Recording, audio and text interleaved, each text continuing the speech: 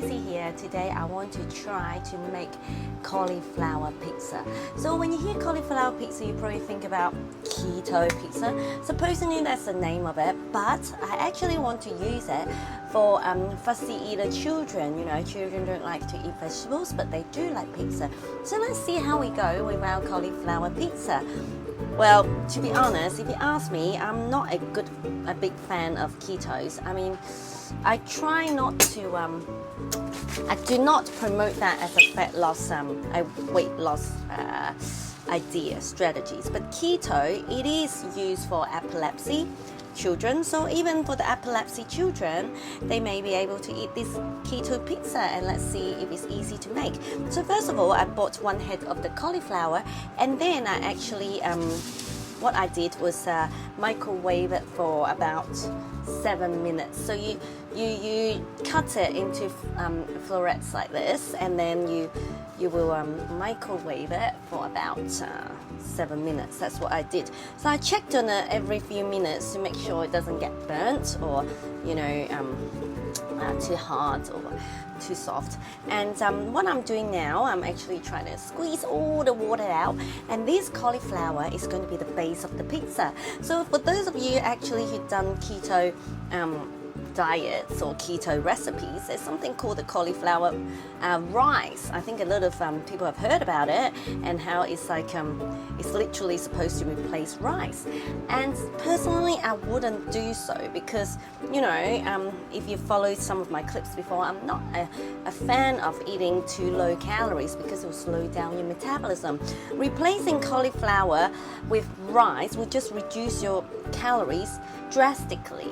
And ultimately, yes, you will lose weight, but in long run, your metabolism is going to slow down. And also, there's a lot of good vitamins inside the rice, and carbohydrate is actually important in weight loss because it does provide calories. And most importantly, if you don't eat enough carbohydrate, your body might use your muscles and, of course, sometimes also fat. To make blood sugar for your body. Alright, enough of talking. Let's just chop them. Supposedly, I got this recipe from the internet, but it never actually gave me the exact ingredients. I mean, in terms of weight and things like that, and time and stuff like that. So I'm experimenting myself. So supposedly, you need to chop this. They said to do it in a food processor, so that it will save you time to chopping it finely. But I don't have a food processor. My hands is the food processor. So it's actually not hard to chop because it's already quite soft after being microwaved. So I will chop this up into little pieces, and then we will bind it with an egg to make the base, and then put it in the oven. Alright, so I'll keep chopping, and then I will show you what it looks like later. Bye. This is my end product. It already looks like a pizza base, doesn't it? Okay, I'm gonna squeeze the water out. It's actually quite watery, so I'm gonna squeeze most of the water out. Look at, I've already done 2 kitchen papers and other 2. So ultimately we want it to be as dry as possible so that it can be a bit more crispy. Let's hope this works. Crossing my fingers. This is the first time I'm doing this. I love doing things first time with you guys so that you can actually experiment it with me. Okay, this is like the 12 or 14th pieces of the kitchen towel that I've used with the cauliflower, and I think that's all I'm going to squeeze the water off. I think that should be enough.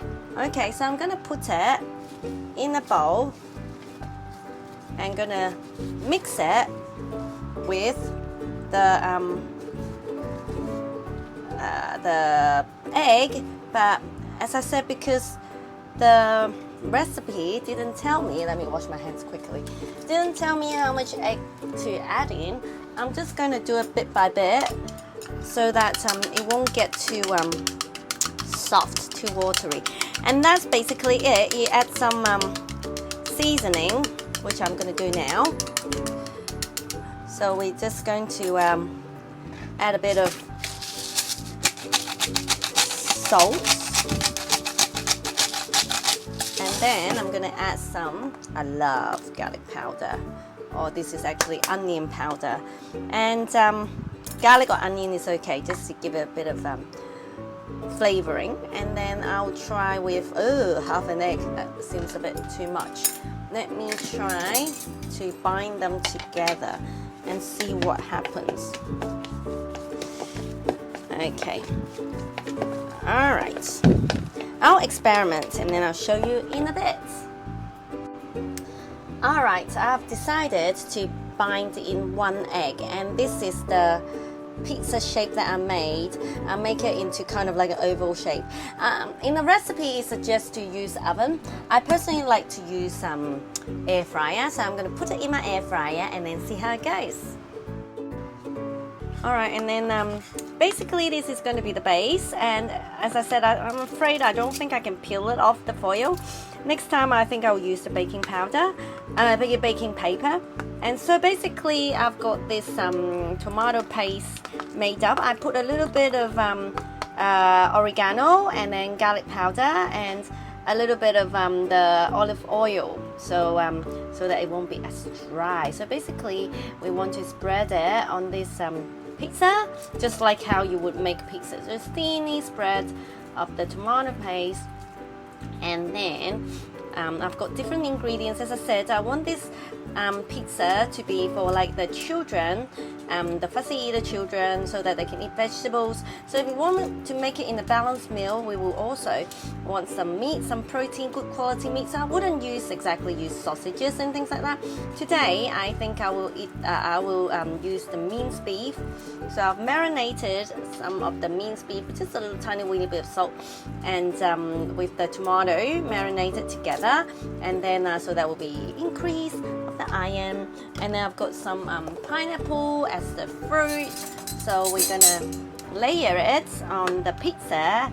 So we'll put a bit of meat, spreading it on the pizza base, and then just sporadically, doesn't matter how you put it. And then after putting some meat there, you can put some mushrooms, even you can put some sweet corn, because in terms of a balanced meal, you need some sort of carbohydrate, protein and greens. So the greens will be the base here. So if you add some sweet corn, it can actually increase the carbohydrate content. It's a starchy vegetables. Or I would actually have a little bit of rice or plain pasta, maybe pasta and tomato sauce on the side to make the meal balanced. All right, so that's a bit of I'll just use my hand. I washed my hands already. So we'll put the pineapple there. So that would be, that's also a bit of carbs as well. So that will make it more balanced. And if the child is an epileptic child and need to control the carbohydrate content, then I wouldn't put the pineapple there. That would increase too much of the carbs. So maybe just the tomato. In the end, so basically this is what I put on my pizza. I've got all the toppings spread, and then last but not least, we're going to put some cheese on top. Now cheese is good for children in terms of the calcium, so it doesn't really matter what sort of cheese you choose, as long as your child likes it. But then if possible, choose one that's higher in calcium, or even like put those processed cheese. I know people don't like processed cheese, but processed cheese are the ones that actually in fact have a lot of calcium. All right, so we'll put the cheese on top. So we pop it back into the air fryer and then let the cheese melt, and then that should be done, and then I'll show you the end product later. Bye. Actually, I attempted to cut it into pieces like you would cut for a pizza, but I don't think I can like slide it off like a piece of pizza with the crust. So let me give it a go and show you what it looks like, and I'll do a taste. Alright, it seems like I slide a knife underneath the crust. It seems like it can actually lift up now. Let's see. Am I too greedy for getting such a... Oh, it's actually quite hot. Let's see what it tastes like. This is what the pizza looks like, and let's see.